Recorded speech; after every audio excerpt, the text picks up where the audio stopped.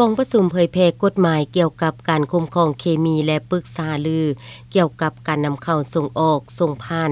การเคลื่อนย้ายเคมีการซื้อขายครอบครองและนำใช้เคมีได้จัดขึ้นในตอนบ่ายวันที่11ธันวาคม2025ที่ห้องประชุมแผนกอุตสาหกรรมและการค้าแขวงภายใต้การเป็นประธานของท่านโพสรทลาพรห้องหัวหน้าแผนกอุตสาหกรรมและการค้าแขวงมีหัวหน้าแขนงห้องแขนงบรรดาผู้ประกอบการที่ดำเนินธุรกิจจำหน่ายนำเข้าส่งออกเคลื่อนย้ายสารเคมีภายในแขวงเข้าร่วม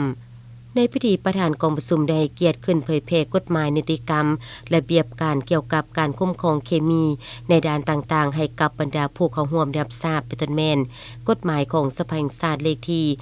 07ว่าด้วยการคุ้มครองเคมีข้อตกลงของรัฐมนตรีกระทรวงอุตสาหกรรมและการค้าเลขที่1204ฉบับ072ว่าด้วยการขึ้นทะเบียนบัญชีเคมีและการเก็บรักษาเคมีจุดประสงค์ในการเผยแพร่บรรดานิติกรรมในด้านต่างๆในครั้งนี้ก็เพื่อเป็นการกำหนดหลักการระเบียบการและมาตรการเกี่ยวกับการคุ้มครองและติดตามกฎกาการนำเข้าส่งออกการครอบครองนำใช้การซื้อขายส่งผ่านและการเคลื่อนย้ายเคมีของบุคคลนิติบุคคลการจะตั้งให้มีความถูกต้องสอดคล้องตามระเบียบกฎหมายที่กำหนดไว้อย่างเข้มงวด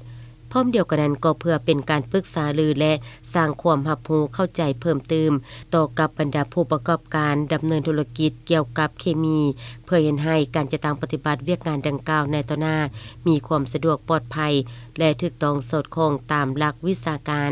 แนะใช้รับประกันต่อสุขภาพชีวิตทรัพย์สินและสิ่งแวดล้อมให้เคียงคู่กับการประกอบส่วนเข้าในการพัฒนาเศรษฐกิจสังคมตามทิศสีเขียวและยืนยง